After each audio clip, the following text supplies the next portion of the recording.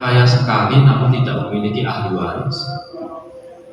Buddha bercerita kepada Raja Pasenadi tentang kehidupan masa lampau dari hartawan tersebut,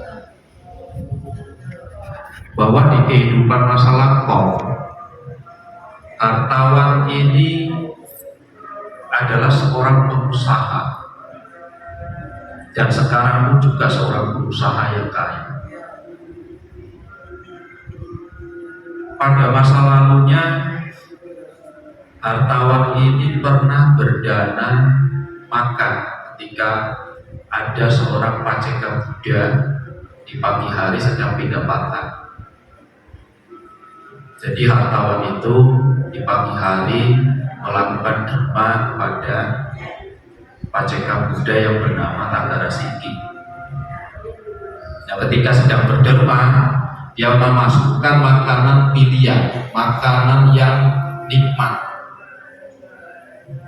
Tapi setelah beberapa waktu kemudian, si hartawan yang kaya ini menyesal. Dia berpikir dalam hatinya, ini banteng, kerjaannya cuma makan hidup. Lebih baik makanan itu untuk pekerja saya dan juga budak-budak saya yang membantu pekerjaan saya. Dalam hati dia menyesal, dan kalimat itu terucap oleh dirinya.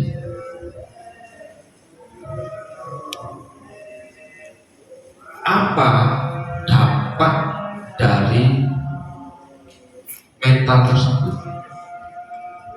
Sudah menjelaskan bahwa dalam 7 kelahiran, karena dia berdharma kepada paceka Buddha tersebut, dia terlahir di alam surga 7 kali kelahiran, dan 7 kali kelahiran terlahir di alam manusia menjadi seorang pengusaha kaya raya sampai masa Buddha Sakyamuni. Dia menjadi pengusaha yang kaya raya, tapi dia tidak punya ahli waris. Jadi katakan di dalam sutta itu seorang hartawan yang tanpa anak. Kenapa tanpa anak? Karena di masa lampau dia juga pernah merampas harta kekayaan dari saudaranya dengan membunuh keponakannya sebagai ahli waris. Terus yang kedua, hartawan ini tidak dapat menikmati harta yang dimilikinya. Jadi walaupun dia kaya raya, tapi dia itu makan nasi yang hampir basi. Walaupun kaya raya, tapi dia makan nasi yang hampir basi. Ketika ditanya dan ditawarkan oleh para pelayannya, "Tuan, makanlah makanan yang layak ini, beras yang murni, beras yang nikmat." Dia berkata, "Sayang, nanti hartaku berkurang." Hartawan itu juga pakai pakaian pun pakaian seperti seorang pengemis. Dia pakai menggunakan kendaraan bukan kendaraan yang layak. Dia tidak bisa menikmati hasil dari kebajikan masa lampaunya dari dharma. Tidak bisa menikmati, indera-inderanya ini tidak bisa menikmati. Pikirannya kecenderungan pada kepikiran. Kenapa berarti? Karena menyesal gitu. Dia terbang lalu menyesal, kekotoran batinnya muncul. Jadi seseorang yang ingin melakukan dharma itu tidak cuma harta yang dipersembahkan saja, tapi bicara mental, batin. Maka syarat untuk memunculkan mental yang bersih, mental yang penuh keyakinan, Syaratnya 5. Muda di antara nikah, yakin, punya sadar bahwa derma yang Anda lakukan itu memiliki dampak positif baik sekarang maupun yang akan datang. Caranya bagaimana, Pak? Saudara bisa melihat status sosial setiap orang itu tidak memiliki kesamaan. Status sosial setiap orang tidak memiliki kesamaan. Artinya karma itu tidak sama yang dimiliki. Anda yakin dari buah derma itu, lalu kerendahan hati, sikap. Anda mau berlaku dengan sombong, merendahkan, atau dengan kerendahan hati, rasa hormat. Yang ketiga, ketepatan waktu. Ketika dia butuh obat, ketika sakit, ketika dia kedinginan, dia butuh panggil, ketika lapar, dia butuh makan, ketika di dalam perjalanan dia butuh kendaraan, ketika dia kedinginan, hujan, panas, terik, dia butuh tempat berteduh, yaitu rumah. Ketepatan waktu.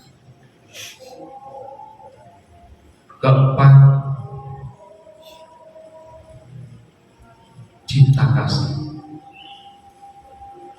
Kalau Anda punya welas kasih, tumbuh semakin kuat ketika mereka ada orang-orang yang membutuhkan, Anda tergugah, Anda terdorong.